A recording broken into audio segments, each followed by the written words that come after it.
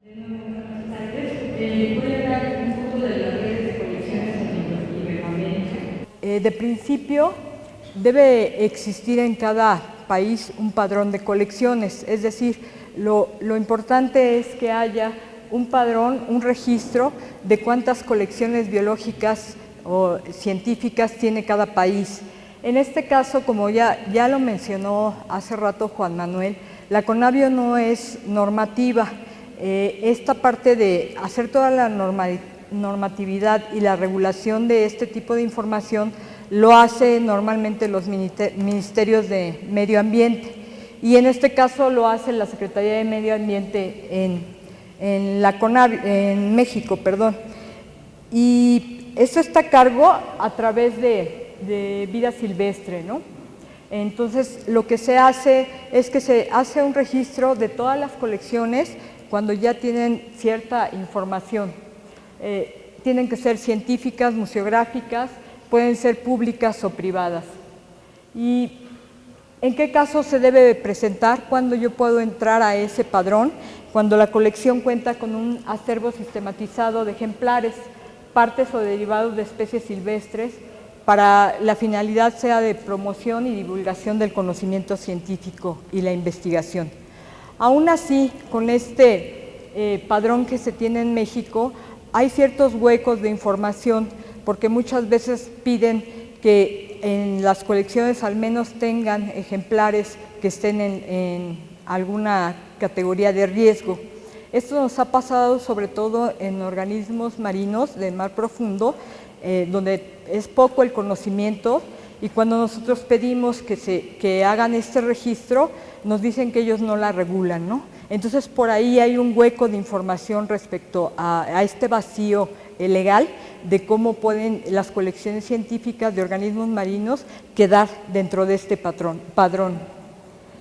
Lo que me preguntaban hace rato, este es el formato en donde se hace oficial el registro de la colección. En este caso es la colección ornitológica de un instituto de investigación que está en San Luis Potosí, en una división de ciencias ambientales, ¿sí? Nuevamente, lo que hace CONABIO cuando pide computarizar colecciones, le solicita que soliciten este registro, ¿no? Que hagan oficial su colección. ¿Por qué? No es porque nosotros seamos normativos, sino simplemente lo que buscamos es que haya una regulación, y que de esta manera, al momento de hacerlo oficial ante la Secretaría del Medio Ambiente, nosotros pretendemos que haya permanencia en esa colección y que la institución tome cuenta de que tiene colecciones científicas para que les dé tanto resguardo, o sea, físicamente que les dé espacio, y que también les dé presupuesto. Entonces, nosotros cuando hacemos alguna convocatoria de computarización de colecciones, pedimos esto. Ese es el único objetivo, ¿no? Para que de alguna manera podamos buscar una cierta permanencia en las colecciones, porque de pronto, si no hay esta parte oficial, de pronto puede suceder que la institución ni siquiera se da cuenta de que existen colecciones y pasan a ser del investigador, y cuando el investigador se va, pues igual se pierde todo ese acervo biológico que ustedes ya saben la importancia inherente que tiene.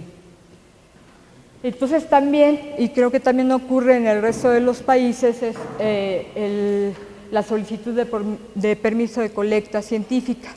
Entonces se tienen que autorizar, otra vez la Semarnat lo hace a través de vida silvestre, para que puedan, cualquier colector, incluso extranjero, pueda ir a recolectar ejemplares al país.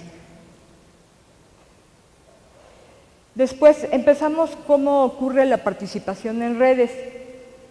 La idea general de participar en una red es que las instituciones y las colecciones tengan la buena voluntad de compartir sus datos en este caso sobre biodiversidad y recursos naturales, y finalmente puedan integrar esa información para generar conocimiento en la toma de decisiones. La idea es que tengamos acceso a un cúmulo de información que me permita hacer parte de análisis y generar conocimiento. En cada red debe definir los criterios y las reglas que las colecciones se integren para participar, es decir, debe de haber documentado cuáles son las reglas prácticamente del juego. Entonces, cada red debe de generar estos lineamientos, protocolos y reglas para el funcionamiento de la misma, el acceso a la información y, por supuesto, los derechos de la propiedad intelectual de los datos. Y también esta parte que está ya muy de moda, el Creative Commons, para el uso público de la información. En general, las colecciones, las instituciones que albergan las colecciones o las propias colecciones funcionan como nodos, es como el término que se le ha acuñado a esas redes distribuidas. Y los investigadores o expertos como responsables y custodios de la información. ¿Sí? Ellos son los responsables de que la información esté dada de alta o que esté en la red, y también ellos custodian el buen uso de esa información junto con la red en la que están participando.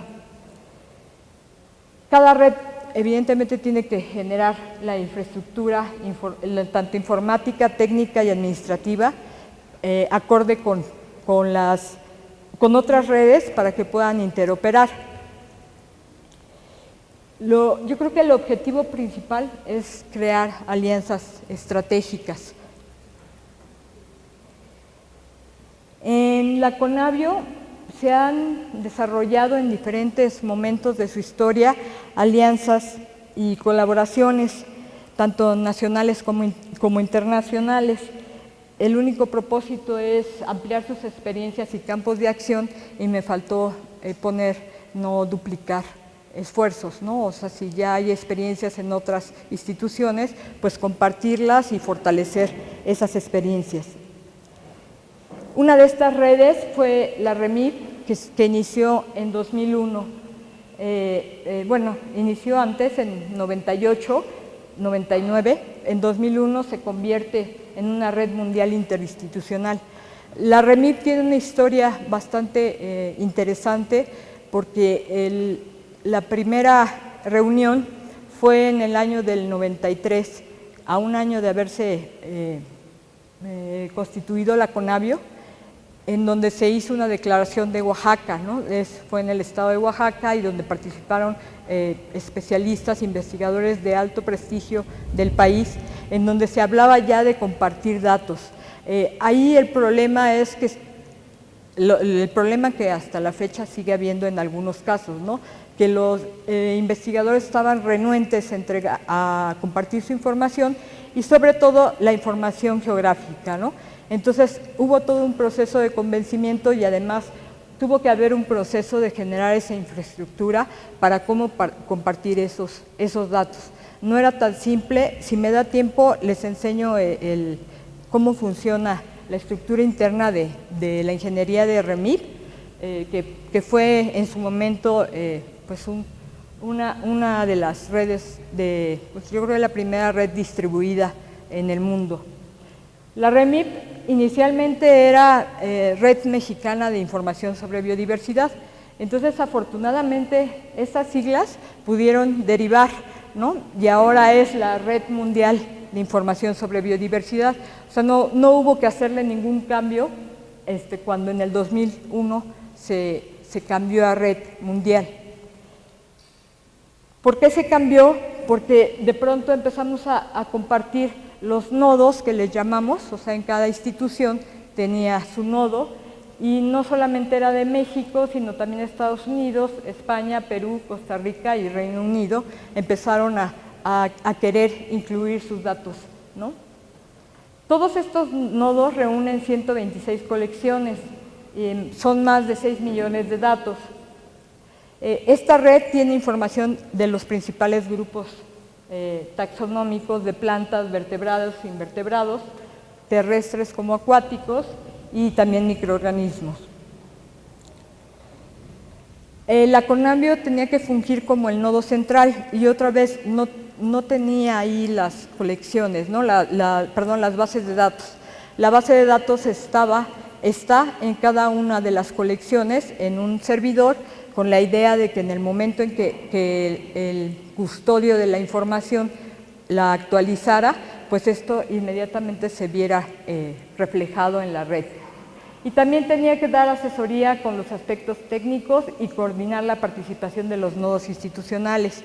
Toda esta parte fue un trabajo muy fuerte que hizo la Conavio con muchas reuniones para empezar a sensibilizar y convencer un poco la importancia de compartir aquellos datos. De hecho, el día de hoy la REMIT tiene algunos registros de ejemplares que los curadores dijeron que no se mostrara la información geográfica y sigue respetándose esa parte, ¿no? O sea, está el dato de la especie, alguna información curatorial, pero no se muestran las coordenadas. Este es el software que fue desarrollado en Conavio, que se le denominó Malus Gregalis, y es el que hace la consulta distribuida que va a cada nodo a tomar la información. Entonces, en general, una red pues tiene que funcionar con un administrador que administre la base de datos. Yo voy a poner aquí el ejemplo de la red, ¿no? Estos son los usuarios externos, el público. La Conavio, obviamente, aquí está vinculada como nodo central. También hay información del SNIP que genera reportes.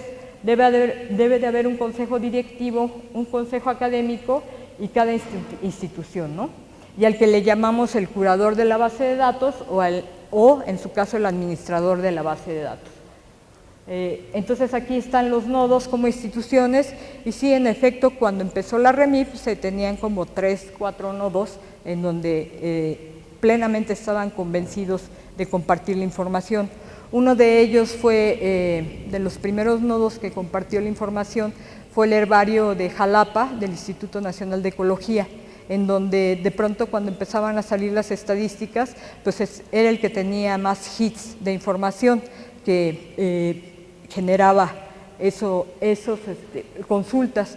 Dicho sea de paso, eso al herbario le sirvió para que le dieran más apoyo económico, ¿no? Cuando nosotros mostramos en alguna reunión que era el que más se consultaba, el herbario pudo conseguir mayor apoyo económico para seguir computarizando la colección. En el 2006, la REMIP se incorpora al GBIF con el fin de que todos los usuarios compartan y hagan uso de los datos de la biodiversidad mundial. Entonces ahora yo puedo entrar a los mismos datos vía GBIF o vía REMIF, ¿no? En algún momento pues yo creo que todo va a migrar hacia a la consulta que sea directamente vía GBIF.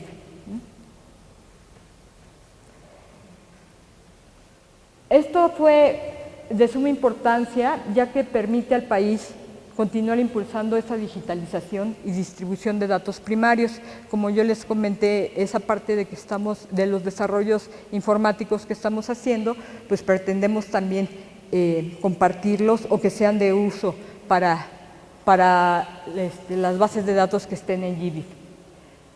Este es un gran potencial de la información, es la atención para mí eso es básico y yo creo que esa es una cuestión, estos puntos justifican fuertemente por qué debemos de compartir los datos, ¿no?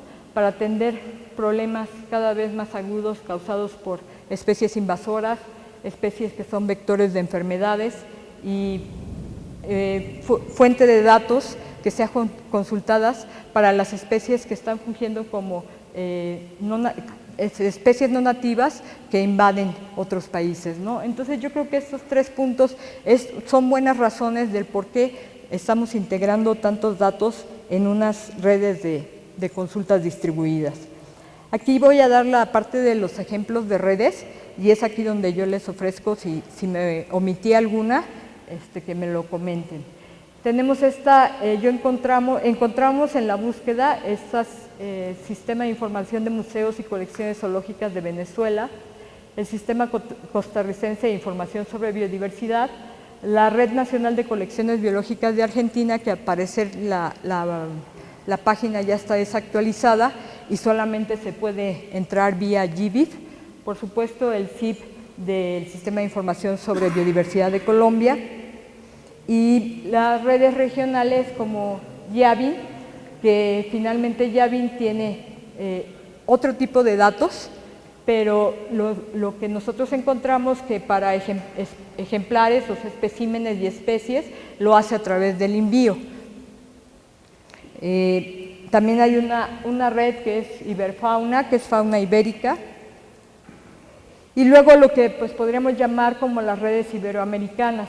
Estas redes está Recibio, que fue la Red Iberoamericana para la Conservación e Informatización de Colecciones Biológicas, que finalizó en el 2008, que dio paso a la Plataforma Iberoamericana para la Información sobre Biodiversidad, que trabajó de 2008 a 2010, y después viene la I3B, Infraestructura Iberoamericana de Información sobre Biodiversidad.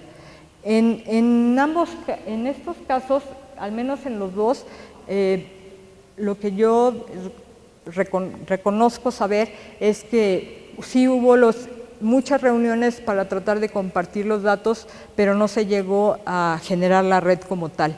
No sé si Paco me corrige o lo puede explicar con mayor detalle más adelante.